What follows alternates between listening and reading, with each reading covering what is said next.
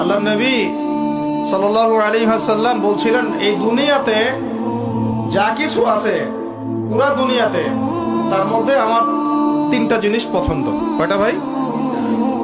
এক নাম্বার সালাহ, এক নাম্বার নামাজ। এটা আমার চোখের শীতলতা। নামাজে দাঁড়ালে আমার হৃদয় শান্ত হয়, চোখ ঠান্ডা হয়ে যায়। এটা নবী সাল্লাল্লাহু আলাইহি ওয়াসাল্লামের পছন্দের।